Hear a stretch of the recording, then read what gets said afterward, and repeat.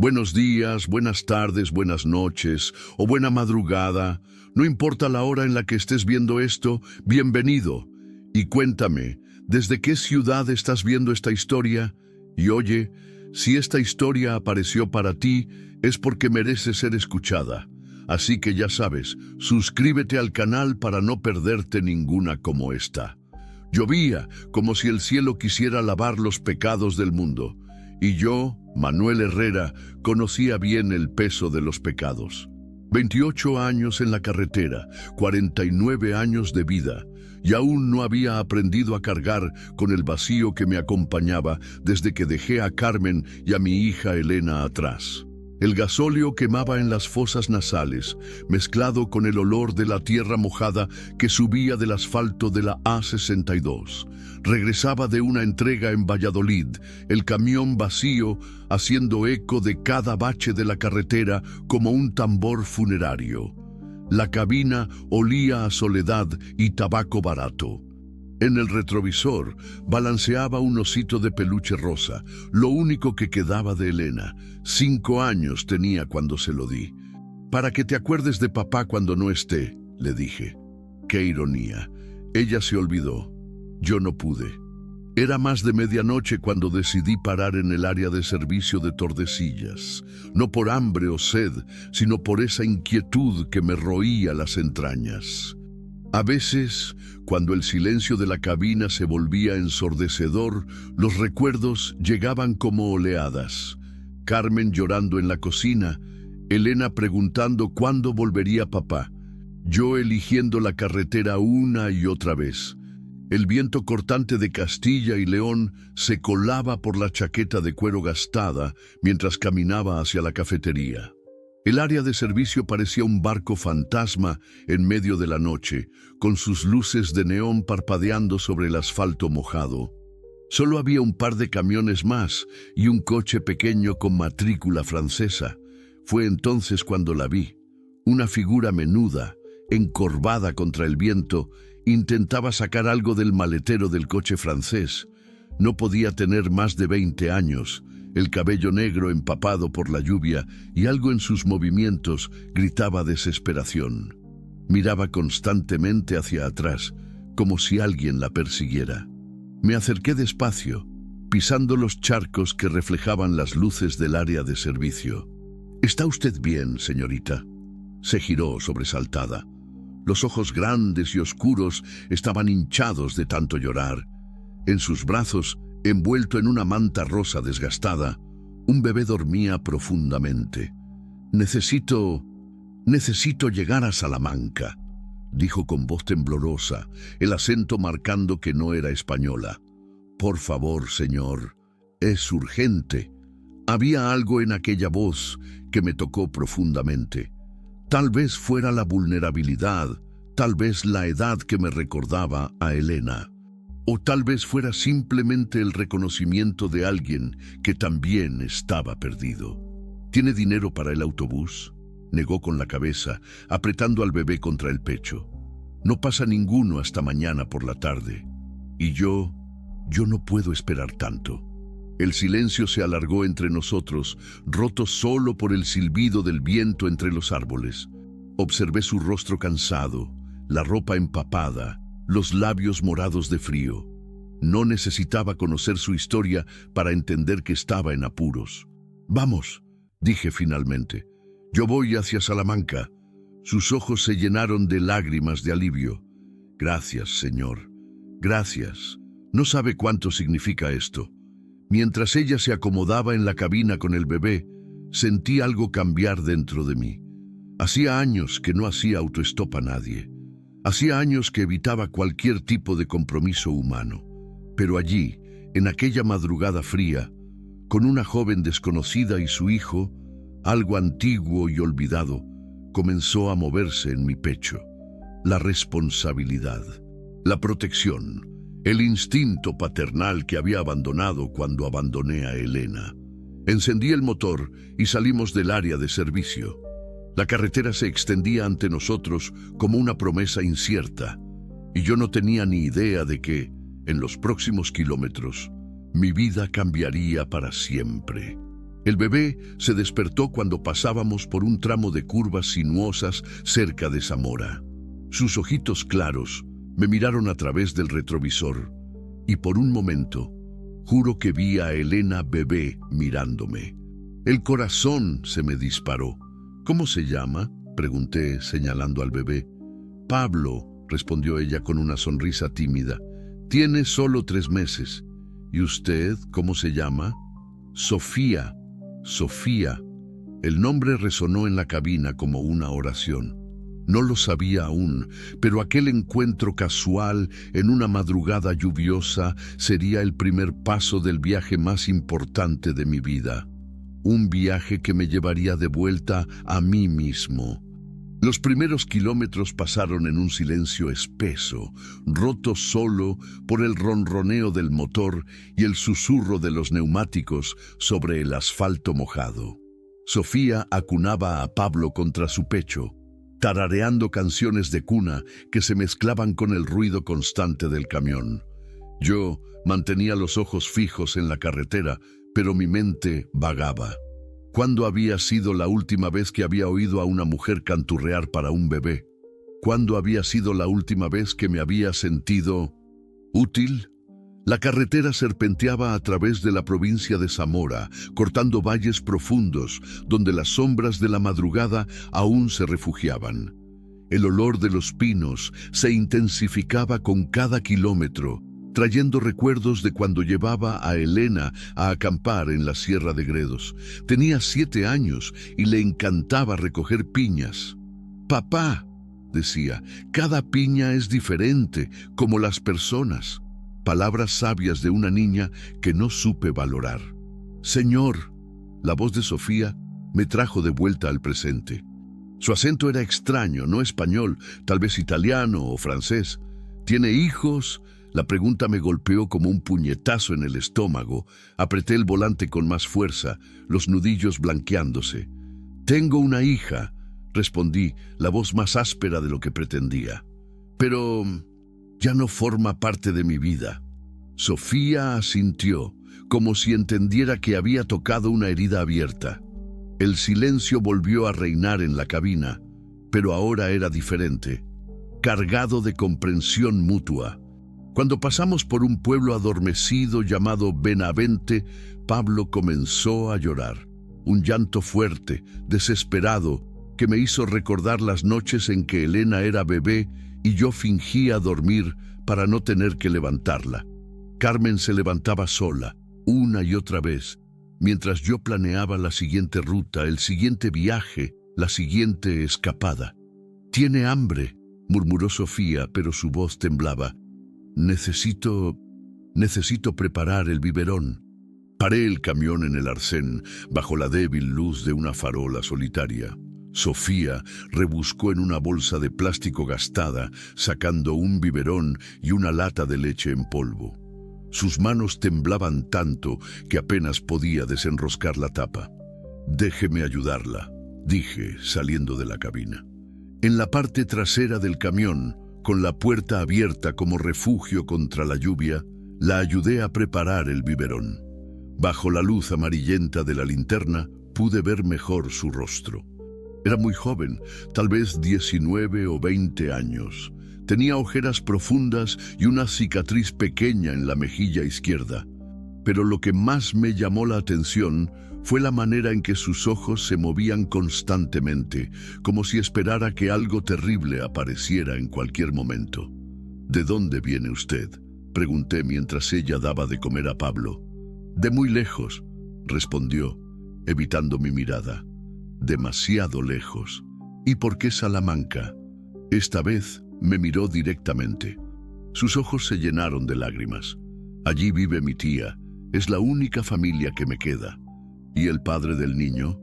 Su rostro se endureció. Apartó la mirada concentrándose en Pablo. «No hay padre», dijo con voz cortante. «Solo hay problemas». No insistí. Reconocía los signos de alguien que huía. Había visto esa mirada antes, en los espejos de las áreas de servicio durante mis propias huidas. Volvimos a la cabina cuando Pablo terminó de comer. La lluvia había arreciado, golpeando el parabrisas como piedras pequeñas. En la radio, una voz adormecida hablaba del tiempo. Fuerte temporal en la zona de Castilla y León. Se recomienda precaución en las carreteras. Señor, la voz de Sofía era apenas un susurro. Llámeme Manuel. Manuel, ¿por qué me ayuda? La pregunta me pilló desprevenido. Me quedé callado un momento, observando las luces rojas del coche que nos precedía. No lo sé, respondí finalmente. Tal vez porque una vez alguien necesitó mi ayuda y no estuve ahí. Sofía no preguntó más. Se acurrucó en el asiento del copiloto, Pablo durmiendo en sus brazos, y cerró los ojos. Pero yo sabía que no dormía. Su respiración era demasiado irregular, demasiado tensa. Fue entonces cuando vi los faros en el retrovisor. Al principio no les presté atención. Era normal que otros vehículos circularan por la A62, incluso a esas horas. Pero cuando llevábamos 20 minutos y el coche seguía ahí, manteniendo la misma distancia, una sensación extraña comenzó a crecer en mi estómago. Sofía, dije suavemente. No respondió, pero su respiración cambió. Estaba despierta. Sofía, ¿hay alguien que pueda estar buscándola? Se incorporó lentamente, como si hubiera estado esperando esa pregunta. Sus ojos fueron directamente al retrovisor. ¿Cuánto tiempo lleva ahí? Unos 20 minutos. Sus manos comenzaron a temblar. Pablo se agitó en sus brazos, sintiendo la tensión de su madre. «¡Pare el camión!», dijo de repente. «Déjeme bajar. No quiero traerle problemas. No voy a dejarla en mitad de la carretera con un bebé». «¡No lo entiende!», su voz se quebró. «Si es él, si me ha encontrado...» «¿Él?». Sofía cerró los ojos, apretando a Pablo contra su pecho. «El padre de Pablo. Bueno, no es realmente su padre, pero es complicado». «¿Qué quiere decir?». «Él piensa que Pablo es suyo, pero no lo es. Pablo es de mi novio. Era de mi novio. Michelle murió en un accidente hace 4 meses. Las palabras salieron atropelladamente, como si hubiera estado conteniendo la historia durante demasiado tiempo. Pero este hombre, Alessandro, estaba obsesionado conmigo. Decía que me amaba, que íbamos a estar juntos. Cuando supo que estaba embarazada, se convenció de que el bebé era suyo. No importaba lo que yo dijera, mi corazón comenzó a latir más rápido. Los faros del coche de atrás se acercaron un poco más. ¿Y por qué huye ahora? Porque hace 2 días vino a mi casa, había estado bebiendo, dijo que venía a buscar a su hijo, que si no se lo daba por las buenas, lo haría por las malas. Un nudo se formó en mi garganta, miré por el retrovisor. El coche seguía ahí como una sombra amenazante. Tomé a Pablo y salí corriendo. Cogí el coche de mi vecina y conduje hasta aquí, pero se quedó sin gasolina en el área de servicio. ¿Y cree que ese coche? No lo sé, pero tiene un Peugeot negro como ese. Tragué saliva. El coche que nos seguía era efectivamente un Peugeot negro. «Agárrese bien», dije, pisando el acelerador. El camión ganó velocidad y durante un momento pensé que habíamos dejado atrás al coche. Pero entonces los faros se acercaron de nuevo. Esta vez más rápido. Sofía comenzó a sollozar silenciosamente. Pablo, como si sintiera el peligro, empezó a llorar también. «Lo siento», susurró Sofía. «Lo siento mucho. No debería haberle pedido ayuda». «No se disculpe», dije concentrándome en la carretera. «Nadie tiene derecho a perseguirla. Nadie». Las palabras salieron con más fuerza de la que pretendía, pero de repente todo estaba claro. Esta no era solo la historia de Sofía, era también la mía. La historia de todas las veces que no había estado ahí cuando alguien me necesitaba. La historia de todas las veces que había elegido huir en lugar de luchar. El coche se acercó más. Pude ver su silueta en el espejo retrovisor. Un hombre al volante, solo. «Esta vez no voy a huir», murmuré, más para mí mismo que para Sofía. «¿Qué?». Dije que esta vez no voy a huir. Los faros del Peugeot se acercaron hasta quedar a apenas unos metros de nosotros. Podía ver la cara del conductor ahora, moreno, con barba, los ojos fijos en nuestro camión. Era hora de decidir. Podía parar, dejar que Sofía se las arreglara sola y seguir con mi vida de siempre. O podía hacer lo que debería haber hecho hace 15 años con Elena. Quedarme, luchar, proteger. El corazón me latía tan fuerte que podía sentirlo en las sienes, pero por primera vez en años no era miedo lo que sentía, era determinación. Agárrese fuerte, dije girando el volante hacia la derecha. Íbamos a tomar la salida hacia Salamanca. Y pase lo que pase, no iba a dejar que nadie lastimara a esta mujer y a su bebé.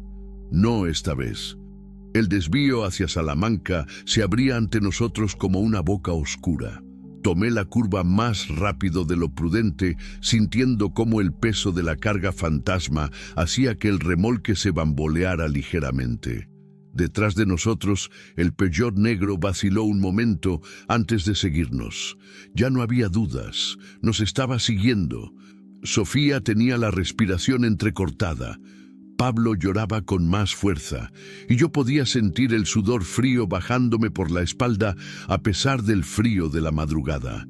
Las luces de Salamanca aún estaban a unos 30 kilómetros, pero entre nosotros y la ciudad se extendía la carretera N630, serpenteando entre colinas y pequeños pueblos dormidos. ¿Está segura de que es él?, pregunté, aunque ya conocía la respuesta por la forma en que Sofía se había encogido en el asiento. Es su coche y la manera de conducir. Siempre conduce así, muy cerca, como si quisiera atropellar a quien va delante. El Peugeot se acercó más, hasta quedar a apenas 2 metros de nosotros. Pude ver mejor al conductor, moreno, robusto, con una barba recortada y una expresión que incluso desde la distancia parecía furiosa. Llevaba una gorra oscura y sus manos agarraban el volante con tanta fuerza que los nudillos se veían blancos bajo las luces del salpicadero. «¡Alessandro!», susurró Sofía, y el nombre sonó como una maldición. De repente, el Peugeot aceleró e intentó adelantarnos por la izquierda. Pude ver su rostro claramente cuando se puso a nuestra altura. Tenía los ojos inyectados en sangre y movía los labios, gritando algo que no podíamos oír por encima del rugido de los motores. «¡Agárrese!», grité pisando el freno bruscamente. El Peugeot se adelantó varios metros antes de que Alessandro se diera cuenta de mi maniobra. Frenó también, derrapando ligeramente sobre el asfalto mojado, y se colocó delante de nosotros. Entonces hizo algo que me heló la sangre. Comenzó a reducir la velocidad, obligándonos a ir cada vez más despacio. «¿Quiere que paremos?», murmuré. «No pare, por favor», Sofía sollozaba. «Si para, él va...». «¿Qué va a hacer?». «Va a quitar a Pablo. Y a mí me va a obligar a ir con él». «Eso no va a pasar». Las palabras salieron de mi boca con una convicción que no sabía que tenía. Por primera vez en años, no estaba pensando en huir. Estaba pensando en proteger. Alessandro siguió reduciendo la velocidad hasta que íbamos a apenas 40 kilómetros por hora. Entonces, sin previo aviso, pisó el freno a fondo. Tuve que frenar bruscamente para no embestirlo, sintiendo cómo la carga se desplazaba en el remolque vacío, con un ruido metálico que me puso los nervios de punta. El Peugeot se detuvo completamente en medio de la carretera. «¿Qué hace?», susurró Sofía. Alessandro salió del coche. Era más grande de lo que había parecido desde la distancia, corpulento, con hombros anchos bajo una chaqueta de cuero negra. Caminó hacia nosotros con pasos decididos, la lluvia empapándole el cabello, pero sin parecer importarle. «Cierre las puertas», dije, pulsando el botón de cierre centralizado. Alessandro llegó hasta mi ventanilla y comenzó a golpearla con el puño. Sus gritos ahora sí podíamos oírlos, a pesar del cristal y la lluvia. «¡Abre, cabrón! Sé que la tienes ahí dentro». Sofía se había encogido tanto en el asiento que parecía querer desaparecer. Pablo lloraba desconsoladamente, como si sintiera el peligro que se cernía sobre ellos. «¡Sofía!», gritó Alessandro, dirigiéndose ahora hacia la ventanilla del copiloto. «Sofía, sal de ahí. Trae a mi hijo». «No es su hijo», murmuró Sofía entre lágrimas. «No es su hijo». Alessandro comenzó a golpear el cristal con más fuerza. La ventanilla tembló, pero resistió. Entonces sacó algo del bolsillo, una llave inglesa. «Van a romper la ventanilla», gritó Sofía. «No lo pensé». Puse el camión en marcha y pisé el acelerador. Alessandro tuvo que saltar hacia atrás para evitar que lo atropellara, cayendo sobre el asfalto mojado y gritando obscenidades. Rodeé su coche por el arcén, las ruedas derechas del camión hundiéndose en la tierra blanda, y volví a la carretera. Por el retrovisor vi cómo Alessandro se levantaba, empapado y furioso, y corría hacia su coche. «¿Está bien?», pregunté a Sofía. Ella asintió, pero no podía parar de temblar. Pablo había dejado de llorar, como si hubiera gastado todas sus fuerzas. «No se va a rendir», dijo Sofía con voz apagada. «Nunca se rinde. Una vez esperó fuera de mi trabajo durante 6 horas, solo para hablar conmigo. ¿Por qué está tan obsesionado?». Sofía tardó en responder. Cuando lo hizo, su voz era apenas un susurro, porque cuando Michelle murió, yo estaba muy sola. Alessandro fue amable conmigo. Me ayudó con los trámites del funeral, me trajo comida, me acompañó al médico cuando supe que estaba embarazada. Hizo una pausa, acariciando la cabeza de Pablo. Al principio pensé que solo era un buen amigo, pero después comenzó a decir que él me cuidaría mejor que Michelle, que el bebé necesitaba una figura paterna, que él podía ser esa figura. ¿Y usted qué le dijo? Le dije que no, que agradecía su ayuda, pero que no lo amaba, que nunca lo amaría. Por el retrovisor vi las luces del Peugeot acercándose de nuevo. Alessandro había conseguido arrancarlo y nos estaba dando alcance rápidamente. «Ahí está otra vez», murmuré. Sofía se giró y palideció. Conduce como un loco cuando se enfada. Una vez chocó contra un poste porque vio a una pareja besándose y le recordó a Michelle y a mí. El Peugeot se acercó tanto que pude ver la expresión de Alessandro en el retrovisor. Ya no parecía solo furioso, parecía desesperado, peligroso. Entramos en un tramo serpenteante de la carretera, bordeando una pequeña sierra cubierta de pinos. La lluvia había arreciado y el viento mecía las copas de los árboles como gigantes sombríos. Las cunetas se habían convertido en arroyos improvisados y el asfalto brillaba como un espejo negro bajo nuestros faros. Alessandro intentó adelantarnos otra vez, pero esta vez no lo dejé.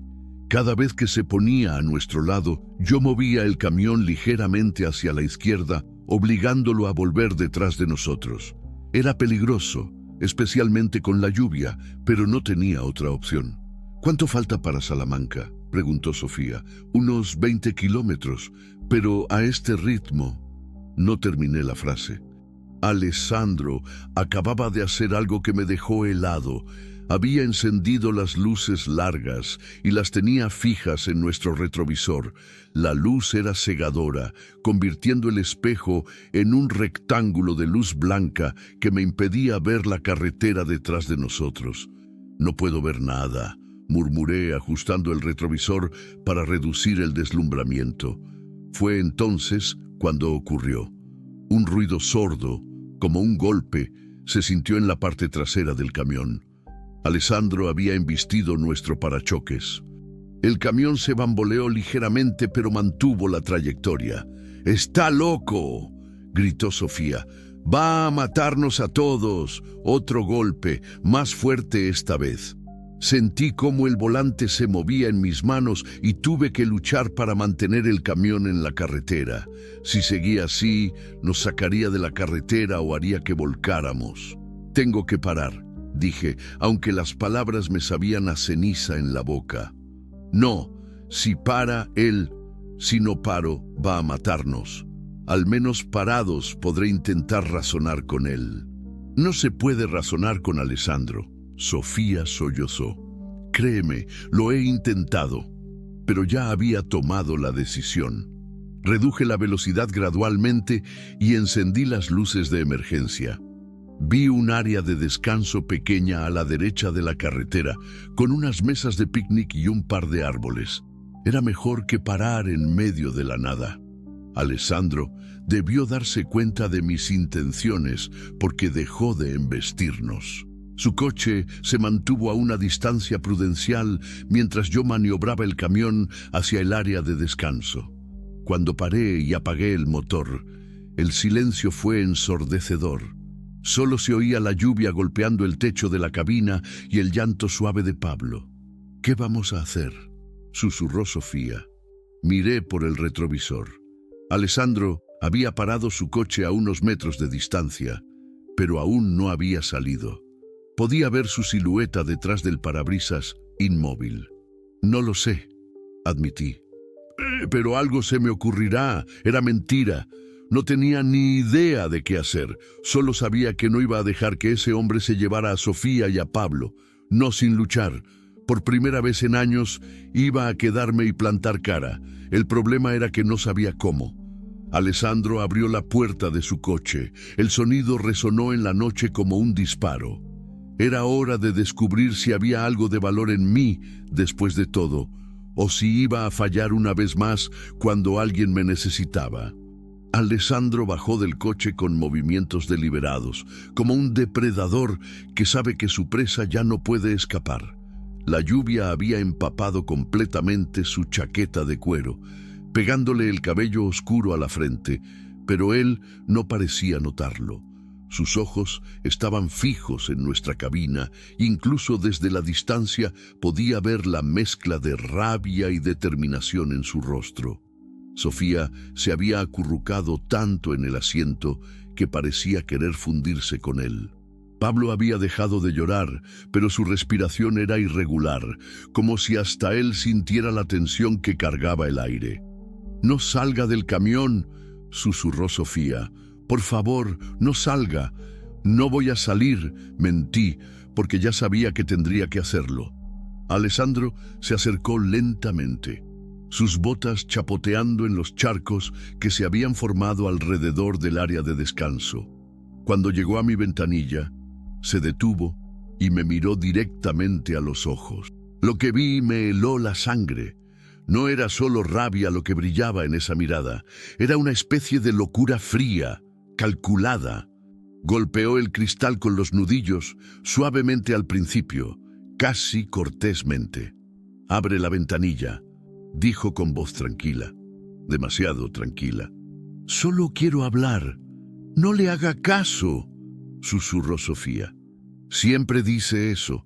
Siempre dice que solo quiere hablar». Alessandro debió oír algo porque sonrió. Una sonrisa que no llegaba a sus ojos. «Sofía, amore mío», dijo alzando la voz para que pudiera oírle. «Sé que estás ahí dentro. Sé que tienes a nuestro bambino». «No es su hijo», murmuré, aunque sabía que no podía oírme. Alessandro siguió hablando, su voz adquiriendo un tono meloso que me puso la piel de gallina. «Vine a buscarlos, Sofía. Vine a llevarlos a casa. Hemos perdido demasiado tiempo con estos juegos». Se dirigió hacia la ventanilla del copiloto donde Sofía se había hecho un ovillo. Cuando golpeó el cristal, ella se sobresaltó tanto que casi deja caer a Pablo. «Mira cómo tienes al niño», dijo Alessandro, su voz endureciéndose. «Está mojado, tiene frío. ¿Eso es lo que quieres para él? ¿Una vida de huida, de esconderse?» Sofía comenzó a sollozar silenciosamente. Por primera vez desde que la había recogido, la vi realmente rota. No era solo miedo lo que veía en sus ojos, era agotamiento. La clase de agotamiento que viene de meses de terror constante. «Yo le puedo dar un hogar», continuó Alessandro. «Puedo darle una familia, puedo darle un padre. Ya tiene un padre, murmuré, y esta vez bajé un poco la ventanilla para que pudiera oírme. Su padre murió, pero el niño no necesita otro. Alessandro se giró hacia mí y por primera vez pude ver su rostro completamente. Era más joven de lo que había pensado, tal vez 30 años, con facciones que podrían haber sido atractivas si no hubieran estado distorsionadas por la obsesión. Tenía una cicatriz pequeña en la barbilla y los ojos inyectados en sangre de alguien que había estado bebiendo. ¿Y tú quién eres?, preguntó, acercándose a mi ventanilla. ¿Su nuevo amante? Soy alguien que la está ayudando. Nada más. Alessandro se rió, pero no había humor en el sonido. ¿Ayudando? ¿Ayudando a qué? ¿A destruir una familia? No hay ninguna familia que destruir. ¡Claro que la hay!, gritó de repente, golpeando mi ventanilla con el puño. Yo amo a esa mujer y ese niño es mío. El niño no es suyo, dije, manteniendo la voz tranquila, aunque el corazón me latía como un tambor. Y ella no lo ama. La expresión de Alessandro se oscureció. Sacó algo del bolsillo de su chaqueta, la misma llave inglesa que había visto antes. «Abre la puerta», dijo, su voz convertida en un gruñido. «O la abro yo».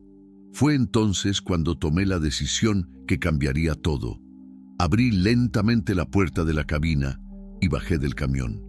Era la primera vez en años que no huía cuando las cosas se ponían difíciles.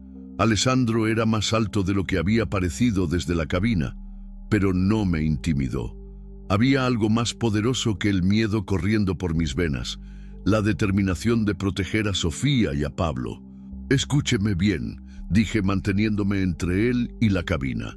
«No sé qué piensa que está haciendo, pero esto se acaba aquí». «¿Esto se acaba aquí?» Alessandro se rió de nuevo. ¿Y quién eres tú para decidir eso, viejo?» «Viejo». La palabra me dolió, pero no por el insulto. Me dolió porque era verdad. Tenía 49 años, barriga incipiente, las manos agrietadas por años de conducir, y estaba enfrentándome a un hombre 10 años más joven y en mejor forma física. Pero también era verdad otra cosa. Tenía 15 años de experiencia que no había sabido usar cuando Elena me necesitaba. «Soy alguien que conoce el valor de una segunda oportunidad», dije. «Y no voy a permitir que usted se la quite a ella». Alessandro dio un paso hacia mí, blandiendo la llave inglesa. «No tienes ni idea de lo que hablas. Esa mujer me necesita, ese niño me necesita. Lo que necesitan es que los deje en paz». «No sabes nada», gritó, y por primera vez pude ver lágrimas en sus ojos. «Yo la he cuidado, yo estuve ahí cuando él murió, yo la consolé». Y de repente lo entendí. No era solo obsesión lo que movía a Alessandro, era dolor. El dolor de alguien que había confundido gratitud con amor, compasión con compromiso. «Sé que la cuidó», dije, suavizando la voz, «y sé que eso significó mucho para ella. Pero cuidar a alguien no le da derecho a poseerla». «Yo no la poseo, yo la amo». Si la amara, la dejaría ir. Alessandro se quedó inmóvil por un momento, la llave inglesa temblando en su mano. Pude ver la lucha interna en su rostro, la parte de él que tal vez sabía que yo tenía razón, luchando contra la obsesión que lo había consumido. Entonces, desde la cabina, llegó el sonido del llanto de Pablo, un llanto débil, exhausto, que partía el corazón. «Está enfermo», dijo Alessandro de repente. «No lo oyes, está enfermo. Y ella no sabe cuidarlo. Está cansado y asustado», repliqué, «como su madre. Yo puedo cuidarlos mejor, persiguiéndolos por la carretera, amenazándolos». Alessandro alzó la llave inglesa, pero pude ver que su resolución se tambaleaba. «Ella va a venir conmigo», dijo, pero su voz había perdido fuerza. «Van a venir conmigo los dos». «No», dije simplemente, «no van a ir». «¿Y quién va a impedírmelo?». «¿Tú?». Pensé en Elena, en todas las veces que no había luchado por ella, en todas las veces que había elegido la carretera en lugar de quedarme, y enfrentar los problemas. Sí, dije. Yo. Alessandro me miró durante lo que pareció una eternidad. La lluvia seguía cayendo, empapándonos a ambos, y el viento agitaba las ramas de los pinos como espectros danzantes. Entonces, sin previo aviso, alzó la llave inglesa y se lanzó hacia mí. No soy un hombre violento, nunca he sabido pelear, pero cuando vi esa herramienta dirigiéndose hacia mi cabeza, algo primitivo se despertó en mí. Me lancé hacia un lado, agarré su muñeca con ambas manos y luchamos por el control de la llave inglesa. Alessandro era más fuerte, pero yo tenía desesperación. La clase de desesperación que viene de saber que esta es tu última oportunidad de hacer algo bien. Tropezamos, rodamos por el suelo mojado, luchando en el barro y los charcos. Podía oír los gritos de Sofía desde la cabina, podía oír el llanto renovado de Pablo, pero no podía pensar en nada más que en ganar esta lucha. Alessandro logró liberarse y me golpeó en las costillas con el puño. El dolor me quitó el aliento, pero no me solté. Agarré la llave inglesa y tiré con todas mis fuerzas. Fue entonces cuando ocurrió. Alessandro perdió el equilibrio, tropezó hacia atrás y se golpeó la cabeza contra el parachoques de su propio coche. Se desplomó en el suelo, inmóvil. Por un momento pensé que lo había matado. Me arrodillé junto a él, jadeando, el corazón latiéndome tan fuerte que creí que se me saldría del pecho. Tenía los ojos cerrados, pero respiraba. Un hilo de sangre le bajaba por la frente, mezclándose con la lluvia. «¡Está muerto!» La voz de Sofía llegó desde la cabina. «No», dije, poniéndome en pie con dificultad. «Está inconsciente». Sofía bajó del camión con Pablo en brazos. Se acercó lentamente, como si temiera que Alessandro fuera a despertar de repente. «¿Qué hacemos ahora?», preguntó. Miré a Alessandro, inmóvil en el suelo, empapado por la lluvia. Miré a Sofía con su bebé en brazos y los ojos llenos de miedo y esperanza a partes iguales. Miré el camión, mi refugio durante tantos años, mi escapatoria de las responsabilidades y los compromisos, y por primera vez en 15 años supe exactamente qué tenía que hacer. «Ahora», dije limpiándome la sangre del labio partido, «vamos a Salamanca». ¿Y él? Él va a despertar con dolor de cabeza y se va a dar cuenta de que perdió. Para siempre. Sofía me miró como si fuera un héroe. No lo era. Solo era un hombre que había tardado 49 años en aprender a quedarse y luchar. Pero por primera vez en mi vida, eso era suficiente. El resto del viaje hasta Salamanca transcurrió en un silencio extraño, cargado de una paz que no había sentido en años.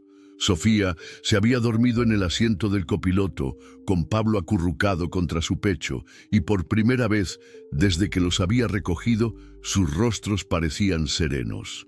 El miedo había desaparecido de sus facciones, reemplazado por algo que tardé en reconocer: confianza.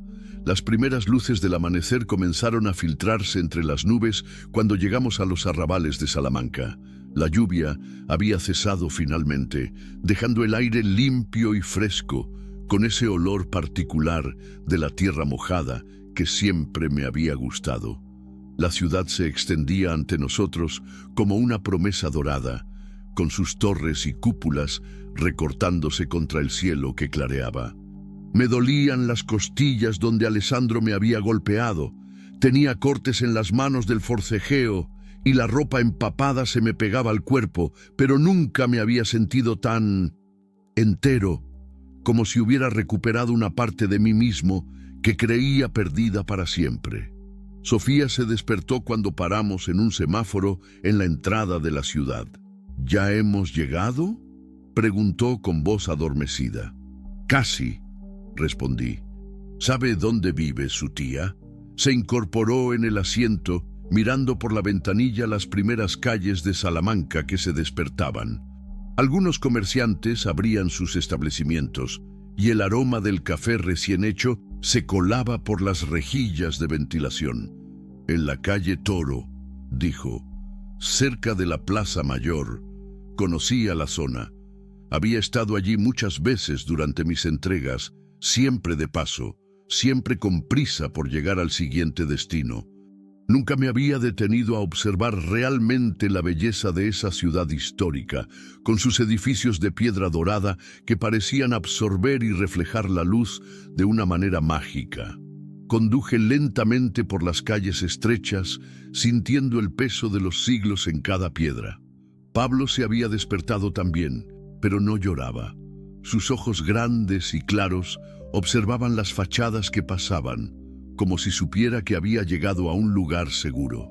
¿Hace mucho que no ve a su tía?, pregunté. Sofía acarició la cabeza de Pablo antes de responder. 2 años, desde que conocí a Michelle. Ella no aprobaba nuestra relación. ¿Por qué? Decía que era demasiado mayor para mí, que me haría sufrir. Una sonrisa triste cruzó su rostro. Al final tenía razón, pero no de la manera que ella pensaba. Llegamos a la calle Toro cuando las campanas de la catedral daban las 7 de la mañana. Era una calle tranquila, bordeada de edificios del siglo XVIII, con balcones de hierro forjado y ventanas con contraventanas de madera pintadas de verde. Sofía señaló un edificio de 3 plantas, con una pequeña floristería en la planta baja. «Es ahí», dijo. «El tercero». Aparqué el camión lo mejor que pude en la estrecha calle. Cuando apagué el motor, un silencio extraño se instaló en la cabina. Era el final del viaje, pero ninguno de los dos parecía saber cómo despedirse. «Tengo miedo», confesó Sofía de repente. «¿Y si ella no quiere verme? ¿Y si no quiere a Pablo?» «La querrá», dije con más convicción de la que sentía. «Es su familia. Usted no conoce a mi tía Esperanza. Es complicada». Miré hacia el edificio. Las ventanas del tercer piso estaban cerradas, sin signos de vida. «¿Quiere que suba con usted?», ofrecí.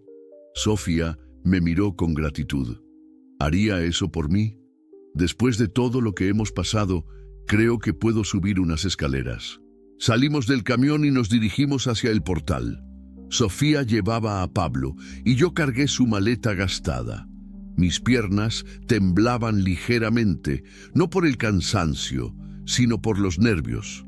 No sabía por qué me importaba tanto cómo resultara este encuentro, pero me importaba. El portal olía a cera de suelo y a flores. Subimos lentamente las escaleras de mármol gastado, nuestros pasos resonando en el hueco de la escalera. En cada rellano había puertas de madera maciza con placas de latón brillante.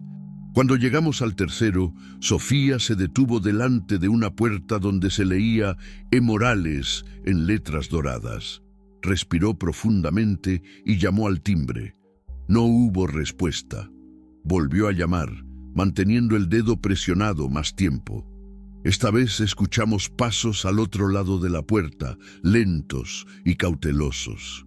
«¿Quién es?», preguntó una voz de mujer, áspera por el sueño. «Tía Esperanza, soy yo». «Sofía». Silencio.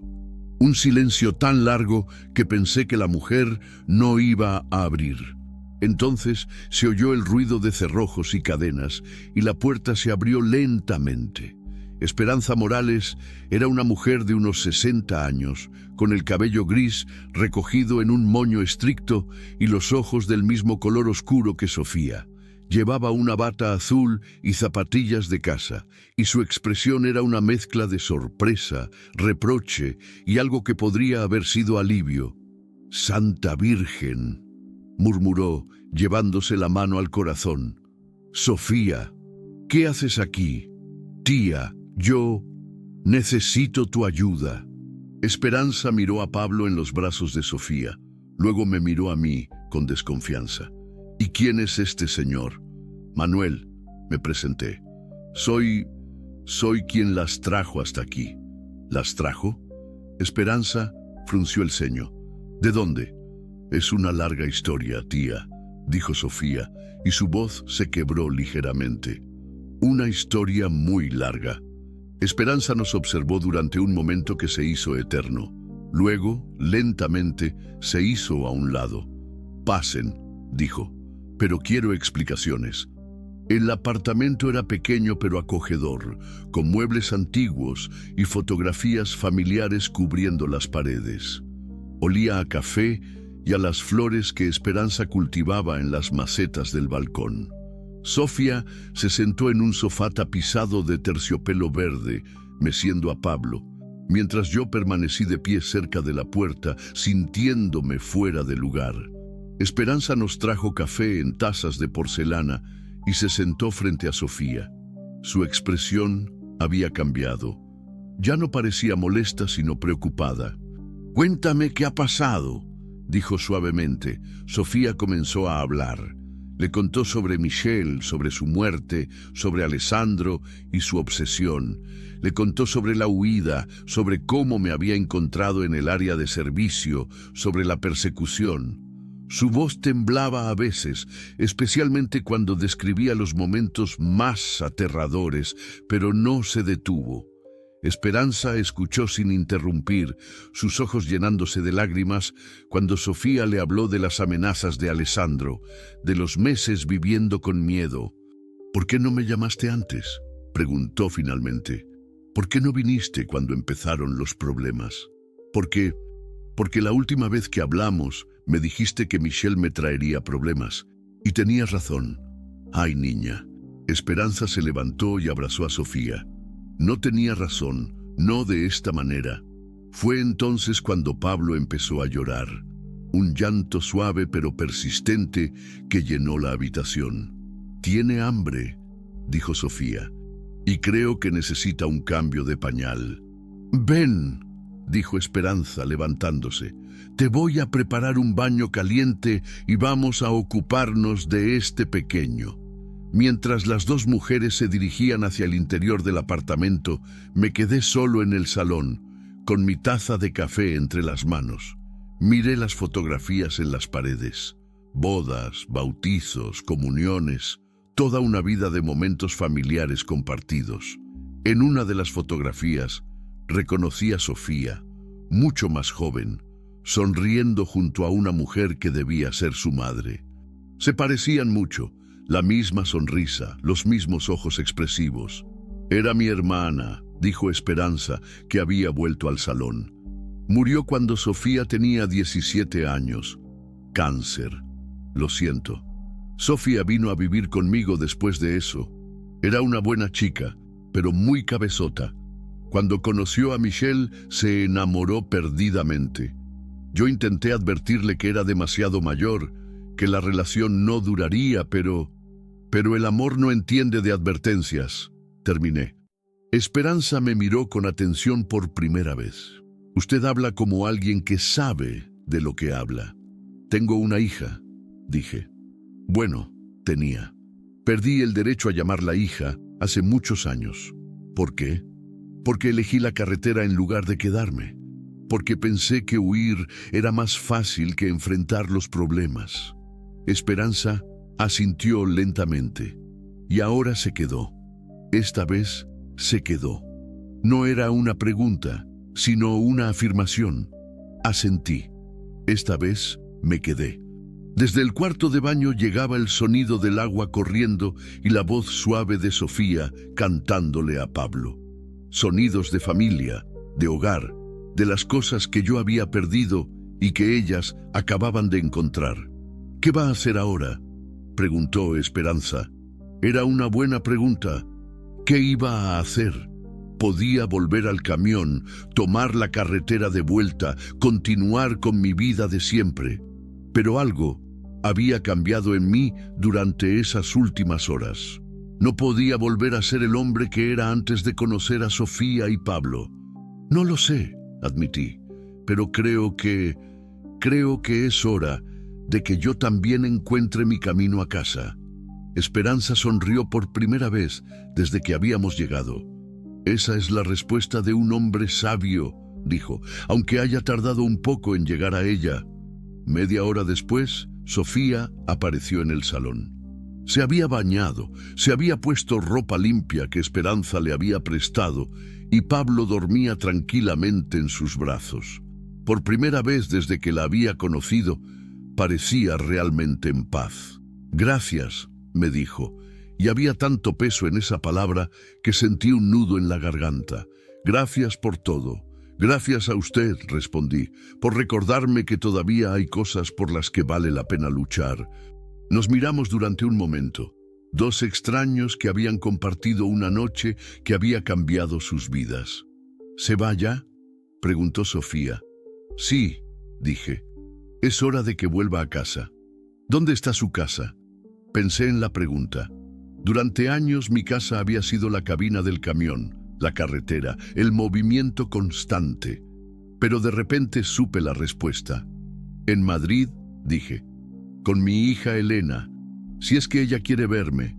Sofía sonrió. «La querrá», dijo. «Es su padre». Cuando salí del edificio, el sol ya había salido completamente, bañando las piedras doradas de Salamanca con una luz cálida y prometedora. El camión me esperaba en la calle, fiel como siempre, pero ya no me parecía un refugio. Me parecía lo que era, una herramienta para llegar de un lugar a otro. Y yo tenía un lugar muy concreto al que llegar. Subí a la cabina, arranqué el motor y puse rumbo a Madrid. En el retrovisor, el osito de peluche rosa de Elena balanceaba suavemente. Esta vez no iba huyendo de casa. Esta vez iba hacia ella. El viaje de Salamanca a Madrid nunca se me había hecho tan largo. Cada kilómetro que avanzaba por la A6 era un paso más hacia el momento que había estado evitando durante 15 años. Mirar a Elena a los ojos y pedirle perdón. El paisaje de Castilla se extendía a ambos lados de la carretera, dorado bajo el sol de la mañana, pero yo apenas lo veía. Mi mente estaba completamente ocupada por los recuerdos y por el miedo de lo que me esperaba. ¿Cómo se pide perdón por 15 años de ausencia? ¿Cómo se explica a una hija que su padre eligió la huida sobre la responsabilidad una y otra vez? Las preguntas se agolpaban en mi cabeza como cuervos, graznando dudas y reproches. Paré en un área de servicio cerca de Ávila para echar gasolina y, sobre todo, para armarme de valor. Mientras llenaba el depósito, saqué el teléfono móvil que apenas usaba. Tenía el número de Carmen guardado desde hacía años, pero nunca había tenido el coraje de marcarlo.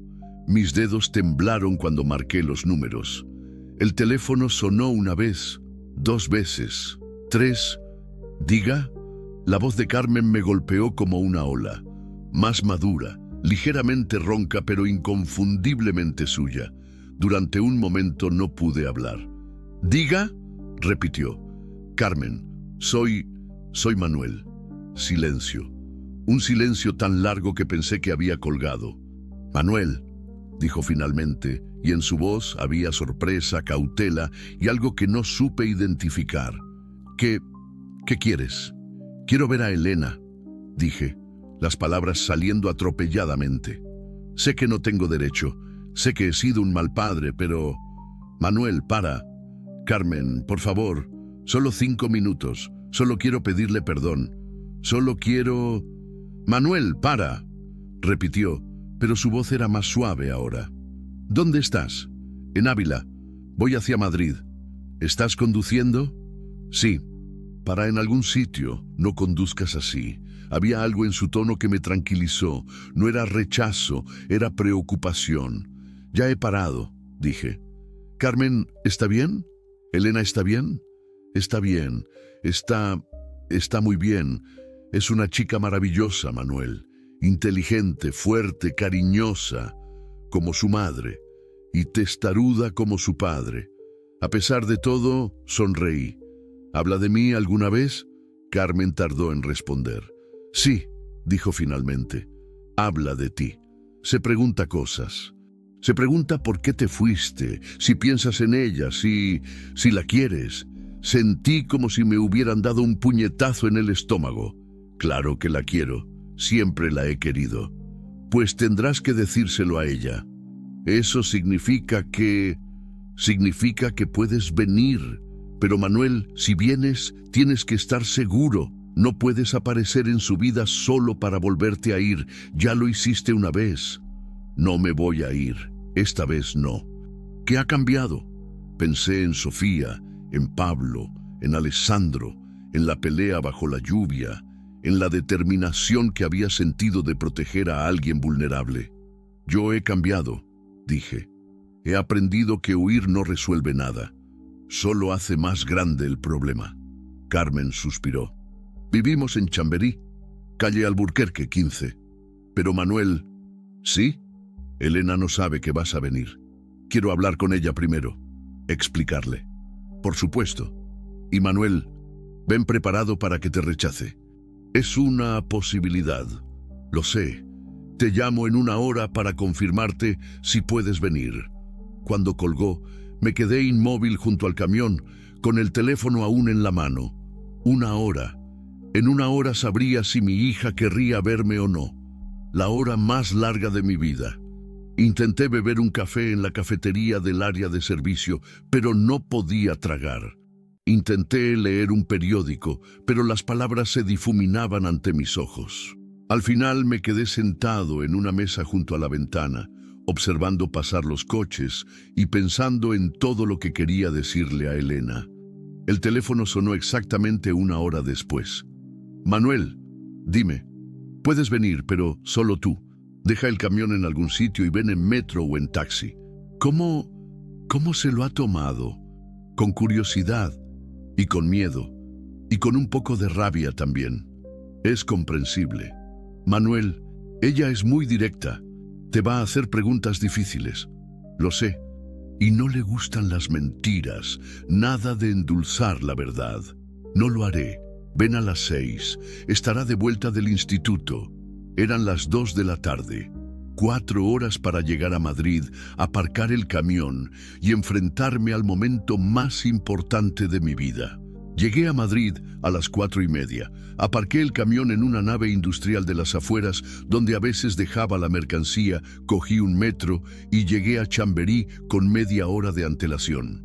Me quedé paseando por el barrio, observando las calles arboladas, los edificios de principios del siglo XX, imaginándome a Elena creciendo aquí. A las 6:05 estaba delante del número 15 de la calle Alburquerque. Era un edificio de ladrillo rojo con balcones de hierro forjado, similar a miles de edificios madrileños. Pero para mí era el edificio más importante del mundo porque allí vivía mi hija.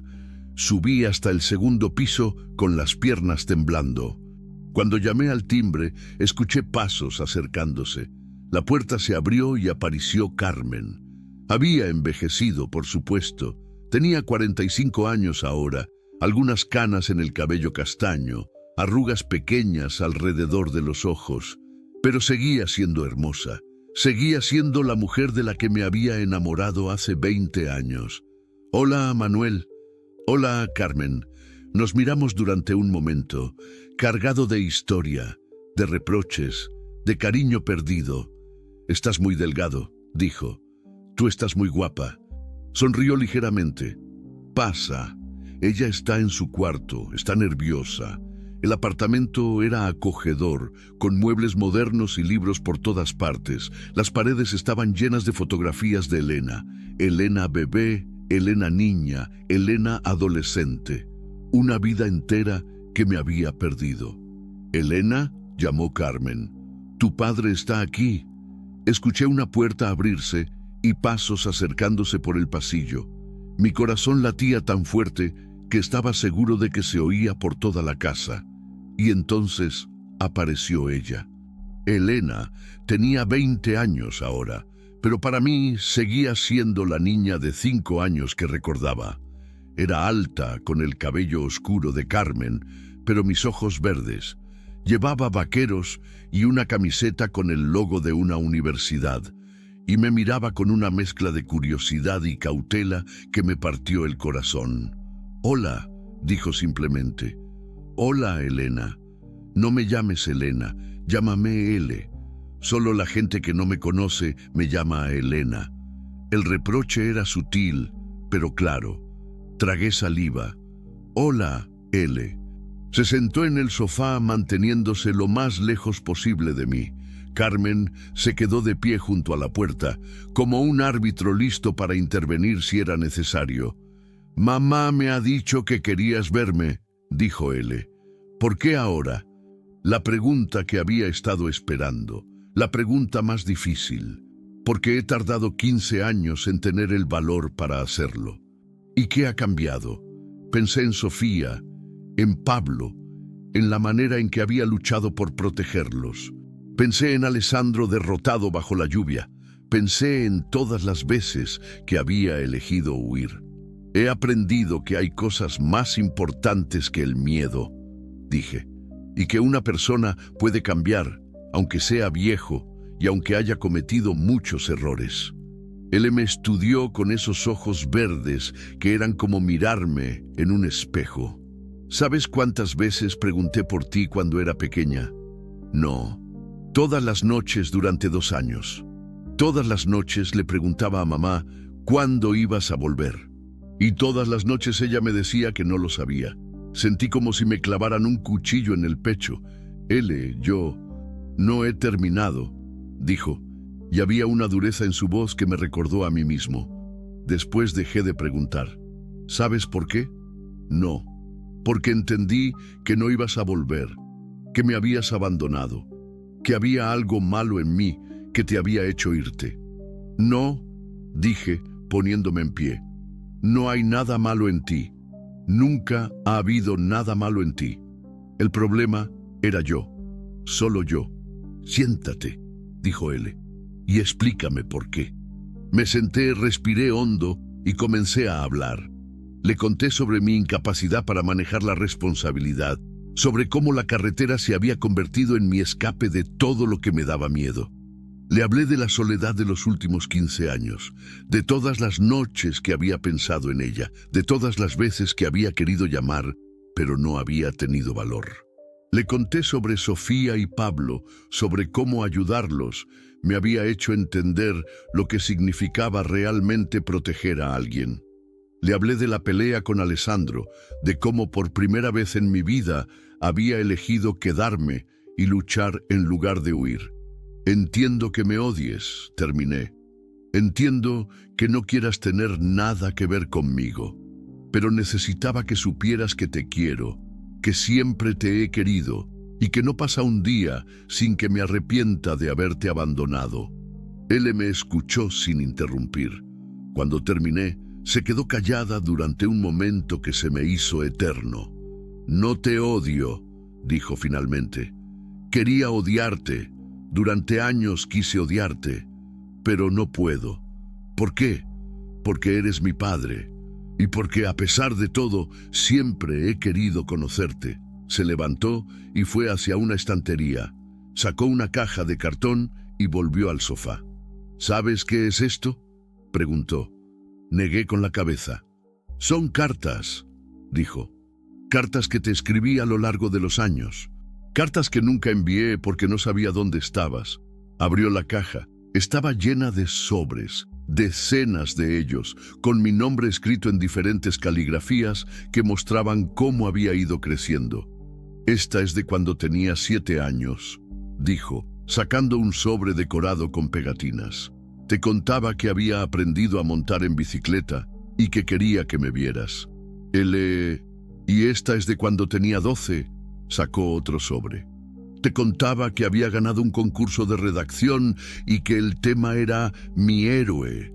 Escribí sobre ti, sobre el padre que recordaba, aunque mamá me dijo que no eras un héroe. No lo soy. Y esta, sacó un sobre más reciente, es de hace 2 meses. Te contaba que había empezado la universidad, que estudio periodismo, que quiero viajar por el mundo y contar historias.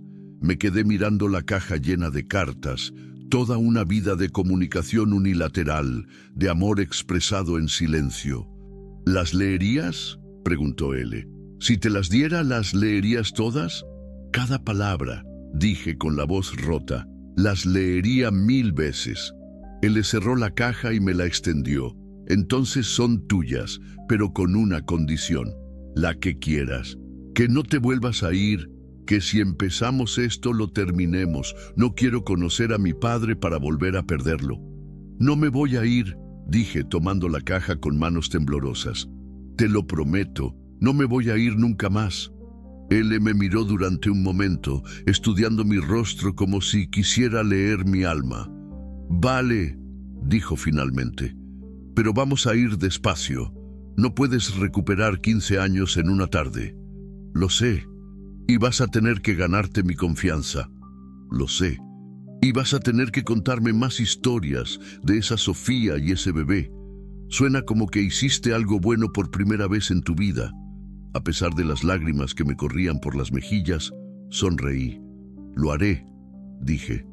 Te contaré todas las historias que quieras. Carmen, que había estado observando en silencio, se acercó y se sentó junto a nosotros. ¿Dónde vas a vivir?, preguntó. No puedes seguir en el camión para siempre. No lo sé, admití. Supongo que buscaré un apartamento aquí en Madrid. Puedes quedarte en el sofá esta noche, dijo él de repente. Si quieres, para hablar más. Era más de lo que había esperado. Mucho más. Me gustaría mucho, dije. Esa noche, sentados alrededor de la mesa de la cocina, comiendo una cena sencilla que Carmen había preparado, escuché a él hablarme de su vida. Me contó sobre el instituto, sobre sus amigos, sobre sus sueños de ser periodista. Me habló de los libros que leía, de las películas que le gustaban, de los viajes que quería hacer. Y yo le hablé de mis años en la carretera, pero no de la soledad y el arrepentimiento. Le hablé de los lugares que había visto, de las personas que había conocido, de las historias que había vivido. Le hablé de las puestas de sol en Andalucía, de las nevadas en los Pirineos, de las ciudades dormidas que había atravesado en la madrugada. Cuando se fue a dormir, Carmen y yo nos quedamos solos en la cocina. Gracias, le dije. No me las des a mí. Dale las gracias a ella. Es muy generosa. Es como tú. Es mejor que yo. Yo no sé si habría sido tan generosa. Carmen, yo... No, dijo, levantando la mano. No hace falta. Lo que pasó entre nosotros pasó. Lo importante ahora es él. ¿Crees que podremos? ¿Crees que ella y yo podremos? Creo que tienes una oportunidad, dijo Carmen. No la desperdicies. Esa noche dormí en el sofá de Carmen, pero no pude dormir mucho. Me quedé despierto leyendo las cartas de él, todas y cada una de ellas. Cartas de una niña que añoraba a su padre, de una adolescente que trataba de entender por qué la habían abandonado, de una joven que había aprendido a vivir sin mí, pero que nunca había dejado de esperarme. Al amanecer, cuando las primeras luces del día entraban por las ventanas de Chamberí, supe que había vuelto a casa, no a un lugar, sino a las personas que me importaban. Por primera vez en 15 años, tenía una familia. 6 meses después, estaba sentado en una cafetería de la Plaza Mayor de Salamanca, esperando. Era una tarde de octubre, y las hojas doradas de los plátanos caían como confeti sobre las piedras históricas. El olor a castañas asadas se mezclaba con el aroma del café, y el bullicio de estudiantes y turistas llenaba el aire de vida y energía. Había vuelto a Salamanca porque Sofía me había llamado. Su voz sonaba diferente por teléfono, más segura, más feliz. Me había contado que Pablo ya caminaba, que balbuceaba sus primeras palabras, que tía Esperanza se había convertido en la abuela que nunca había tenido. Y me había pedido que viniera a visitarlos, que quería presentarme a alguien. Ya no conducía camiones. Había vendido el camión 3 meses después de volver a Madrid y había usado el dinero para alquilar un pequeño apartamento cerca del de Carmen y él. Ahora trabajaba en una empresa de mudanzas, conduciendo furgonetas por Madrid, durmiendo en mi propia cama todas las noches, cenando con mi hija al menos 2 veces por semana. No era la vida que había imaginado, pero era la vida que había elegido. Y por primera vez en décadas, era una vida que me hacía feliz. Elena había mantenido su palabra sobre ir despacio. Los primeros meses habían sido difíciles, llenos de conversaciones incómodas, de silencios cargados de historia, de momentos en los que veía en sus ojos el dolor que le había causado. Pero poco a poco, muy poco a poco, habíamos construido algo nuevo. No podíamos recuperar los años perdidos, pero podíamos crear nuevos recuerdos. Había ido a su graduación del instituto. Había conocido a su novio, un chico llamado David, que estudiaba ingeniería y que me había estrechado la mano con respeto cauteloso. Había ayudado a Elena a mudarse a su residencia universitaria, cargando cajas y montando muebles mientras ella me contaba sus planes para el futuro. Era irónico, durante años había huido de las responsabilidades y ahora descubría que asumir responsabilidades era lo que más satisfacción me daba. ¿Manuel? Me giré y vi a Sofía acercándose entre las mesas de la terraza. Había cambiado mucho en 6 meses. El miedo había desaparecido completamente de sus ojos, reemplazado por una serenidad que la hacía parecer mayor, más segura de sí misma. Llevaba un vestido azul marino y el cabello recogido y sonreía con una felicidad genuina. Sofía, me levanté para abrazarla. Estás preciosa. Y tú pareces otro hombre, dijo, estudiando mi rostro. Tienes buena cara. Era verdad. Había engordado un poco, las ojeras habían desaparecido, y Carmen me había dicho que parecía 10 años más joven. El amor de una hija, resulta, es mejor que cualquier medicina. ¿Dónde está Pablo?, pregunté. Con Esperanza. Quería hablar contigo a solas primero. Nos sentamos y pedimos café. Sofía se veía relajada, feliz, completamente diferente de la joven aterrorizada que había recogido aquella noche lluviosa. ¿Cómo están?, pregunté. Bien, muy bien. Pablo está creciendo tanto. Ya dice mamá y tita, se refería a Esperanza, y está empezando a caminar. Es muy travieso. ¿Y tú? ¿Cómo estás tú? Sofía sonrió y bajó la mirada como si se sonrojara. Bien, muy bien, de verdad. Esperanza me está ayudando mucho y... Se detuvo como si no supiera cómo continuar. ¿Y? He conocido a alguien. Ah, por eso me había pedido que viniera. Cuéntame, dije. Se llama Carlos. Es maestro en el colegio donde voy a apuntar a Pablo el año que viene. Lo conocí cuando fui a informarme sobre las clases de preescolar. ¿Y? Y es muy bueno, muy paciente, muy amable con Pablo. Cuando le conté mi historia no se asustó, no salió corriendo. ¿Le has contado lo de Alessandro? Todo, le conté todo. Sobre Michelle, sobre Alessandro, sobre aquella noche, sobre ti. ¿Y qué dijo? Dijo que yo era la mujer más valiente que había conocido. Los ojos de Sofía se llenaron de lágrimas. Dijo que Pablo tenía suerte de tenerme como madre. Tienes razón, Manuel, yo quería preguntarte algo. Dime, Carlos me ha pedido que me case con él. Sentí una punzada extraña en el pecho. No era dolor, exactamente. Era nostalgia, como si cerrara definitivamente un capítulo de mi vida. ¿Y qué le has dicho? Que necesitaba pensarlo, que necesitaba hablar contigo primero. ¿Conmigo? ¿Por qué? Sofía me miró directamente a los ojos. Porque aquella noche tú me salvaste la vida, a mí y a Pablo, y quería que fueras el primero en saber que vamos a estar bien, que vamos a ser felices. Sofía, no me interrumpas, dijo con una sonrisa. Quería decirte que lo que hiciste aquella noche, no solo nos salvaste a nosotros, te salvaste a ti mismo. ¿Qué quieres decir? Quiero decir que cuando me ayudaste, cuando luchaste contra Alessandro, cuando decidiste no huir, te convertiste en el hombre que siempre habías querido ser. Te convertiste en el padre que Elena necesitaba. Tenía razón. Aquella noche en la lluvia, cuando había decidido plantar cara a Alessandro, algo había cambiado en mí para siempre. Había descubierto que era capaz de proteger, de luchar, de quedarse cuando las cosas se ponían difíciles. ¿Vas a decirle que sí?, pregunté. Sí, respondió sin dudar. Voy a decirle que sí, pero quería que lo supieras tú primero y quería pedirte algo, lo que quieras. Quiero que vengas a la boda. Quiero que seas quien me acompañe al altar. Me quedé sin palabras. Era un honor que no había esperado, que no sabía si merecía. ¿Estás segura? Completamente segura.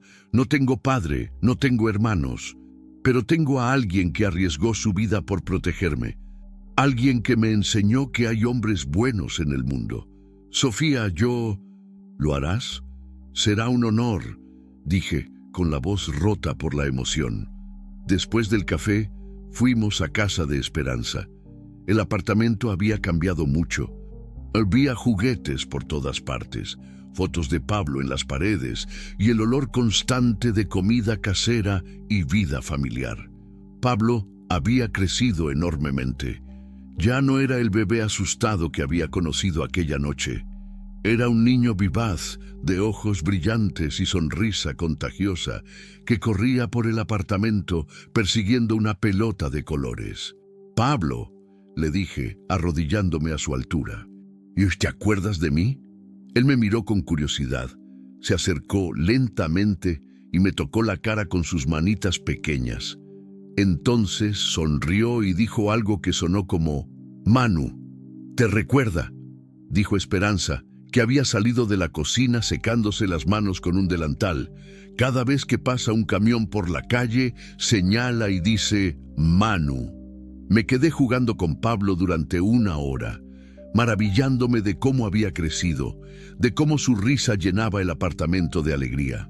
Era un niño normal, feliz, ajeno al drama que había rodeado sus primeros meses de vida.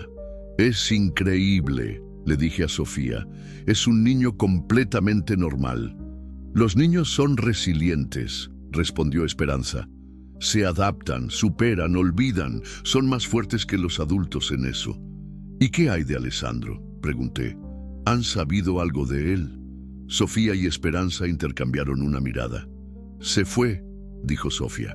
2 semanas después de aquella noche, Esperanza llamó a la policía de mi pueblo para informar de lo que había pasado. Fueron a buscarlo, pero ya no estaba. Sus vecinos dijeron que había hecho las maletas y se había ido sin decir a dónde. Y no ha vuelto a intentar contactar. No, es como si hubiera desaparecido. Creo que esa noche entendió que había perdido para siempre. O tal vez entendió que lo que sentía no era amor, añadió Esperanza. Era posesión. Y cuando alguien le plantó cara, cuando alguien le demostró que no podía tomar lo que quisiera por la fuerza, se rompió la ilusión. Tenía sentido. Hombres como Alessandro funcionan a base de intimidación, de hacer que sus víctimas se sientan indefensas. Cuando alguien les planta cara, cuando alguien les demuestra que no son invencibles, a menudo se desinflan como globos pinchados. Pasé el resto de la tarde con ellos, cenando en familia, jugando con Pablo, escuchando los planes de Sofía para la boda. Era una escena doméstica perfecta, llena de amor y esperanza. Cuando me fui, ya había anochecido. Sofía me acompañó hasta la estación de autobuses. «Manuel», dijo antes de que subiera al autobús, «¿eres feliz?». «Sí», respondí sin dudar. «Por primera vez en años, soy realmente feliz. Me alegro.